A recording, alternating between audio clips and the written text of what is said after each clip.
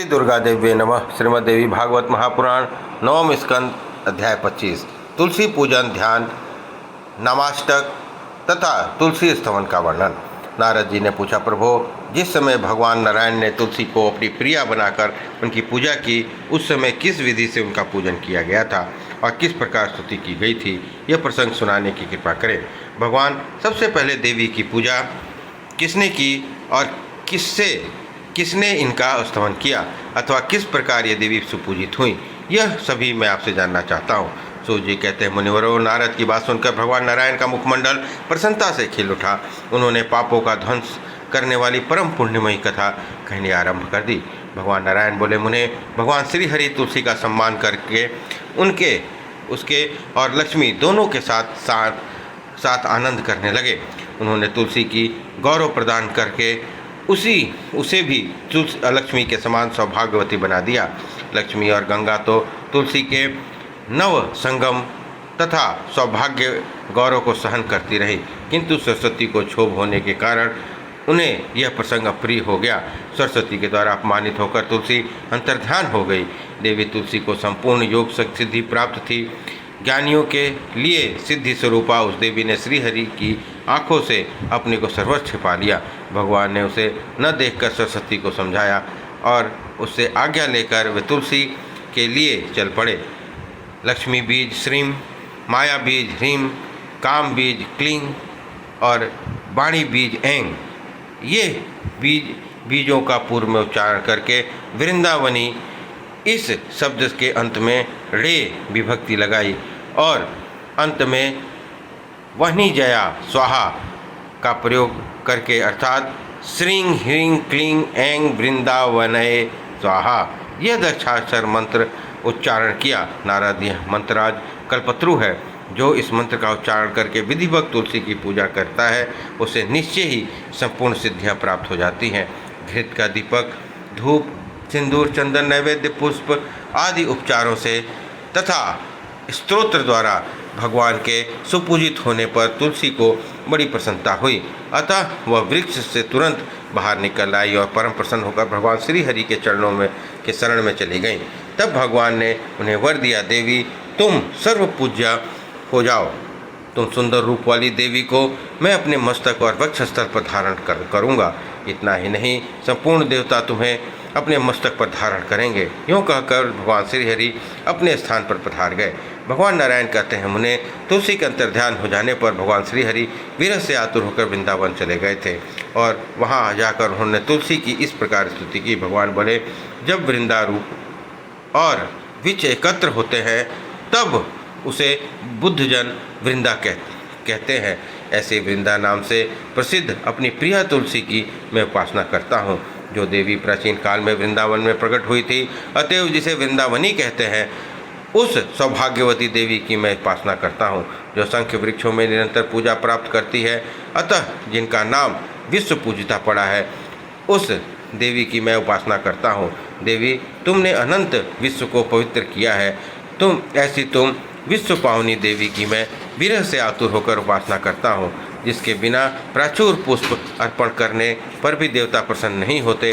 ऐसी पुष्पों के सारभूता शुद्धि स्वरूपिणी तुलसी देवी की शोक से घबराकर मैं दर्शन करना चाहता हूँ। संसार में जिसकी प्राप्तिमय से भक्त परम आनंदित हो सकता है, इसलिए नंदिनी नाम से जिसकी प्रसिद्धि, वह भगवती तुलसी अब मुझ पर प्रसन्न हो जाए।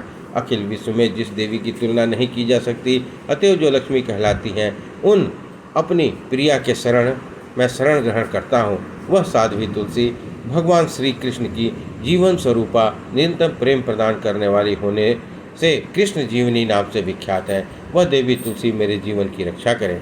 इस प्रकार स्तुति करके लक्ष्मीकांत भगवान श्री हरि वहीं विराजमान हो गए। इतने में उनके सामने साक्षात तुलसी प्रकट हो गई। उस साध्वी ने अपने चरणों से तुरंत मस्तक झुका दिया। अपमान के कारण उस मानिनी की आंखों से आंसू बह रहे थे, क्योंकि पहले उसे बड़ा सम्मान मिल चुका था। ऐसी प्रिया तुलसी को देखकर भगवान श्री हरि ने उन्हें तुरंत हृदय से लगा लिया। शास्त्री सरस्वती से आज्ञा लेकर उसे अपने साथ ले गए। प्रयत्नपूर्वक सरस्वती के साथ तुलसी का प्रेम स्थापित करवाया। साथ ही भगवान ने तुलसी को वर दिया, देवी तुम सर्व पूज्या और शिरोधार्या हो, सब लोग तुम्हारा आदर और सम्मान करें। भगवान विष्णु के इस प्रकार कहने पर वह देवी परम संतुष्ट हो गई। सरस्वती ने उसे खींचकर अपने पास बिठा लिया। नारद उस समय लक्ष्मी और गंगा के मुख पर हंसी छा गई। उन देवियों ने विनयपूर्वक साध्वी तुलसी का हाथ पकड़कर उसे भवन में प्रवेश कराया। वृंदावनी, विश्व पूजिता, विश्व पावनी, पुष्पसारा, नंदिनी तुलसी तथा कृष्ण जीवनी, ये देवी तुलसी के 8 नाम हैं। ये सार्थक नाम वाली स्रोत के रूप में परिणित हैं। जो पुरुष तुलसी की पूजा करके इस नामाष्टक का पाठ करता है उसे अश्वमेध यज्ञ की प्राप्त हो जाता है। कार्तिकीय की पूर्णिमा तिथि को देवी तुलसी का मंगलमय प्रकट हुआ और सर्वप्रथम भगवान श्रीहरि ने उनको पूजा संपन्न की। तभी से ये नियम बन गया कि इस कार्तिक की पूर्णिमा के अवसर पर विश्व पावनी तुलसी की भक्ति भाव से पूजा करने वाला व्यक्ति संपूर्ण पापों से मुक्त होकर भगवान विष्णु के लोक में चला जाता है। जो कार्तिक महीने में भगवान विष्णु की तुलसी पत्र अर्पण करता है वह 10,000 गोदान के फल निश्चित रूप से पा जाता है। इस तुलसी नामाष्टक के श्रवण मास से संतानहीन पुरुष पुत्रवान बन जाता है। जिसे पत्नी न हो उसे पत्नी मिल जाती है। जो बंधुहीन व्यक्ति बहुत से बांधवों को प्राप्त कर लेता है उसके श्रवण से रोगी रोग मुक्त हो जाता है। बंधन में पड़ा हुआ व्यक्ति छुटकारा पा जाता है। वहीन पुरुष निर्भय हो जाता है। पापी पापों से मुक्त हो जाता है। नारद ने तुलसी स्त्रोत बतला दिया। अब ध्यान से पूजा विधि सुनो।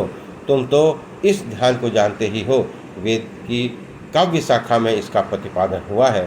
ध्यान में संपूर्ण पापों को नष्ट करने वाली अबाध शक्ति है। ध्यान करने के पश्चात बिना आह्वान किए भक्तिपूर्वक तुलसी के वृक्ष में षोडशोपचार से इस देवी का पूजन करना चाहिए। परम साध्वी तुलसी पुष्पों का सार है। इसका संपूर्ण मनोहर रंग पवित्र है। किए हुए पापों को भस्म करने के लिए ये प्रज्वलित अग्नि में लपट के समान है। पुष्पों में किसी से भी इसकी तुलना नहीं की जा सकती। वेदों में इतनी महिमा वर्णित है। सभी अवस्थाओं में पवित्रतामयी बनी रहती हैं। तुलसी नाम से इनकी प्रसिद्धि है। भगवान इन्हें अपने मस्तक पर धारण करते हैं। सभी को इन्हें पाने की इच्छा लगी रहती है। विश्व को पवित्र करने वाली ये देवी नित्य मुक्त है। मुक्ति और भगवान श्री हरि की भक्ति प्रदान करना इनका सहज गुण है। ऐसी भगवती तुलसी जी का मैं उपासना करता हूँ। विद्वान पुरुष इस प्रकार ध्यान पूजन स्तवन करके देवी तुलसी को प्रणाम करें। नारद तुलसी का उपाख्यान कह चुका, पुनः क्या सुनना चाहते हो?